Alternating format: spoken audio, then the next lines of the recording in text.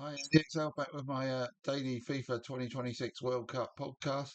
And into the last 16 we go now. So four days with two games apiece will get the last 16 done. So after today, 16 will become 14.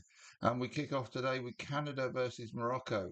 So all three host nations have made it to the last 16. But how many will survive this round? Canada are first up and look to have the least chance of making it through against the Moroccan team that are AFCON champions and made the semi-finals of the 2022 World Cup.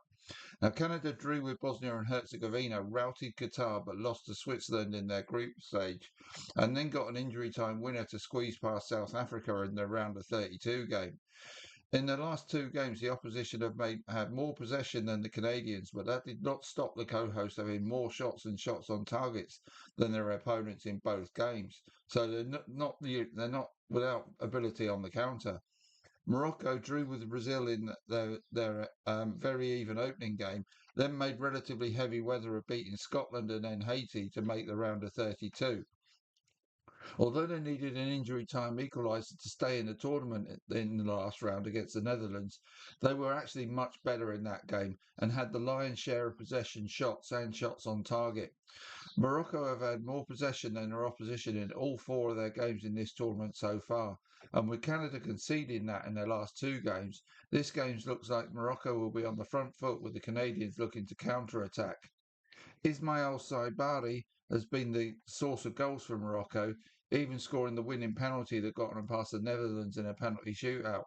Whilst captain Ashraf Hakimi has been as good as he has been for PSG this season in Moroccan colours, and they've also unearthed a gem in the centre of midfield, whose name I'm sure you're aware of. For Canada, midfielder Stefan Estequao was one I thought had been excellent and crucial for them as playmaker, even before he got the injury time goal that got them past South Africa. In that South Africa game, skipper Alfonso Davies came on to make late in the game to make his first appearance at the tournament, and that did add to the attacking unit when he came on. For Canada to have a shot at winning this game, Davies may need to play more and be the spark the Canadians need here. The Qatar game apart, though, Canada have not been clinical in front of goal, scoring just 3 goals from 18 shots on target. They will need to be far more clinical if they are to overcome this excellent Moroccan team. In 90 minutes, Morocco are now on a 38-game run without losing. That's remarkable.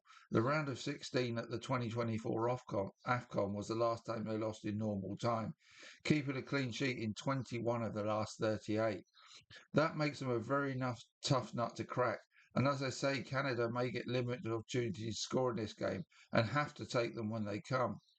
These two did actually meet in the group stages at the last World Cup where Morocco won 2-1.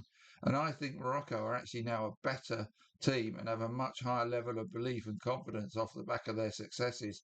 So I see them winning this 2-0. The second game today is Paraguay versus France. Now, Paraguay pulled off the shock of the round of 32, beating Germany in a penalty shootout. That was a remarkable effort from a team that had taken a hammering from the US in their opening group game, but been outplayed but nicked a winner against Turkey, and then played out a goalless draw that suited both teams against Australia. They were also second best in terms of possession, shots, etc. against Germany, but defended heroically and effectively outbattled a German team that were well below the level of expected of them. But now they will need to dig even deeper into their reserves and fortitude against the French. France have been superb in attack and good enough in defence, but the front four of Mbappe, Elise, Dembele and one of Doué or Barcola have been sensational.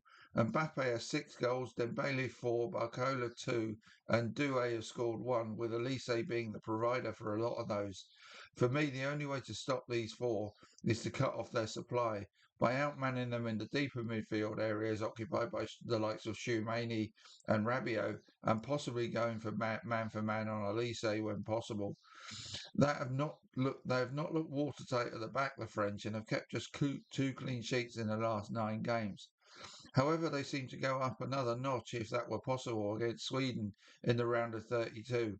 And as long as they keep their focus for this game, which was an issue for Argentina last night against Cape Verde, I think they were 1-0 up and then just thought, well, we're going to walk through this and score a second and third at will. And eventually it became difficult for them. So as long as the French don't fall into that trap, they should have little trouble maintaining their run of scoring at will here. So I have to take France to win this game 4-0. So I don't really see any shocks on this opening day of the round of 16. So I see Morocco and France going through to the quarterfinals. That's it for today. I'll be back with the next podcast very soon. See you later.